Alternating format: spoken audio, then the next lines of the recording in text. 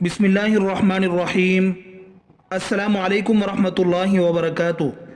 हुज़ूर अकरम सल्लल्लाहु अलैहि वसल्लम ने फरमाया, तीन आदमियों का घर अल्लाह पाक जन्नत के दरमियान में बनाएंगे।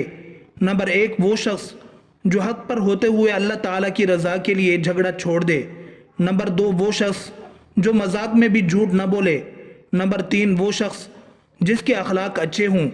सैयदना अबू उमामा रज़ी अल्लाह अन्हु फरमाते हैं कि रसूलुल्लाह सल्लल्लाहु अलैहि वसल्लम ने फरमाया कि जन्नत के अतराफ में एक घर का जामिन हूँ जो हक पर होने के बावजूद झगड़ा छोड़ दे, और उस शख्स के लिए जो मजाक व मजाह में भी झूठ बोलना छोड़ दे।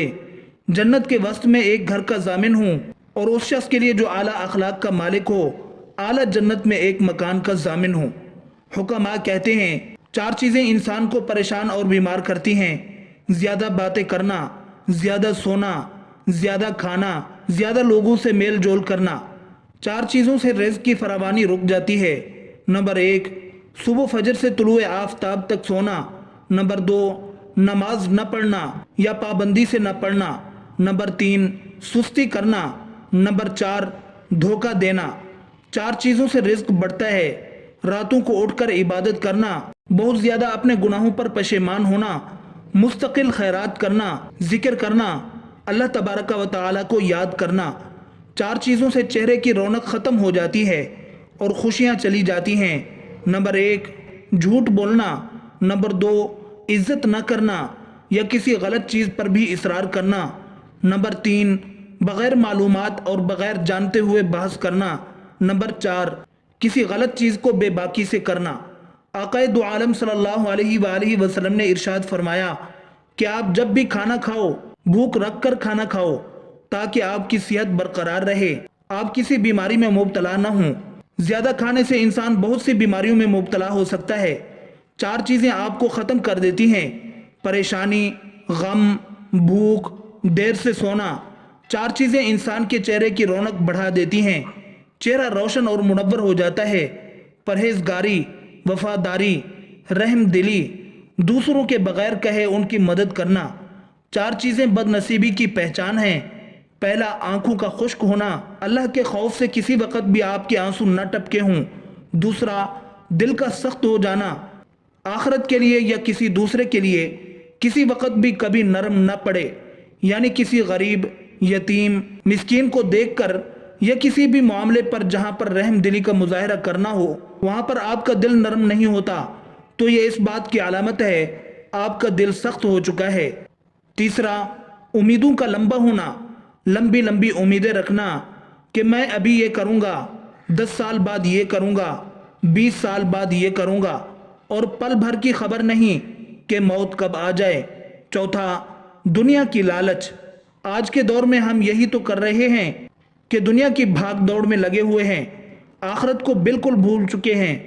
हज़रत हुज़ैफ़ा रज़ी अल्लाह अन्हु बयान करते हैं कि मैंने हुज़ूर नबी अकरम सल्लल्लाहु अलैहि वसल्लम से सुना, आप सल्लल्लाहु अलैहि वसल्लम ने फरमाया, एक आदमी की जब मौत का वक़्त आया और वो अपनी ज़िंदगी से मायूस हो गया, तो उसने अपने अहलो इयाल को वसीयत की, जब मैं मर जाऊं तो मेरे लिए बहुत सा ईंधन इकट्ठा करके आग जलाना और मुझे जला देना।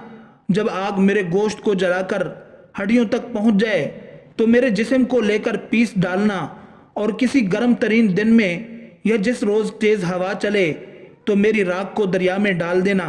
बस अल्लाह ताला ने उसके अज्जा को जमा किया और फरमाया, तूने ऐसा क्यों किया? उसने जवाब दिया, महज तुझसे डरते हुए। बस अल्लाह ताला ने उसकी मग़फ़िरत फरमा दी। हज़रत अबू हुरैरा रज़ी अल्लाह अन्हु से रिवायत है कि आप सल्लल्लाहु अलैहि वसल्लम ने फरमाया, तीन लोगों की ना नमाज कबूल होती है और ना कोई नेकी ऊपर चढ़ती है। नंबर एक, भागे हुए गुलाम की जब तक कि अपने मौला के पास ना आ जाए और उनके हाथ में अपना हाथ न दे दे। नंबर दो, ऐसी औरत जिससे उसका शौहर नाराज़ हो। नंबर तीन, और मस्त शराबी की जब तक शराब का असर ख़त्म न हो जाए। इस हदीस के फ़ायदे में लिखते हैं, मर्द औरत पर निगरान है और औरत उसके मातहत है। खुदा के बाद औरत के लिए शौहर ही है। वालिदैन के हक़ पर शौहर का हक़ गालिब हो गया है। अगर मज़हब में किसी को सज्दा ताज़ीमी की इजाज़त होती तो औरत को होती कि वो शौहर को सज्दा करे। हदीस नबी सल्लल्लाहु अलैहि वसल्लम में है, عورت کے لیے اس کا شوہر جنت یا جہنم ہے، کیونکہ اس کے حق کو ادا کر کے جنت پا سکتی ہے۔ جس کا اتنا بڑا حق ہو بھلا اسے ناراض کیسے کیا جا سکتا ہے؟ مہمان نوازی پر اللہ کے انعامات۔ مہمان نوازی انبیاء علیہم السلام کا شیوا ہے۔ اسلام میں مہمان نوازی کو اخلاق حسنہ میں شمار کیا گیا ہے۔ رسول اللہ صلی اللہ علیہ وسلم نے مہمان کا اکرام کرنے کی خاص تاکید فرمائی ہے۔ رسول اللہ صلی اللہ علیہ وسلم نے فرمایا، جو اللہ اور آخرت کے دن پر ایمان لاتا ہے اسے مہمان کی تکریم کرنی چاہیے اور اس کا حق ادا کرنا چاہیے۔ پوچھا گیا، اور اس کا حق کیا ہے؟ فرمایا، 1 دن اور 1 رات، اور ضیافت 3 دن کے لیے ہے۔ اس کے بعد صدقہ و خیرات ہے۔ اور مسلم کی ایک روایت میں ہے، کسی مسلمان کے لیے یہ جائز نہیں ہے کہ وہ اپنے بھائی کے پاس اتنا زیادہ ٹھہرے حتیٰ کہ اسے گناہ گار کر دے۔ صحابہ اکرام رضوان اللہ تعالی علیہم اجمعین نے پوچھا، یا رسول اللہ صلی اللہ علیہ وسلم، اس کو گناہ گار کیسے کرے گا؟ آپ نے فرمایا، اس کے پاس ٹھہرا رہے اور اس کے پاس کوئی چیز نہ رہے جس کے ساتھ وہ اس کی مہمان نوازی کر سکے۔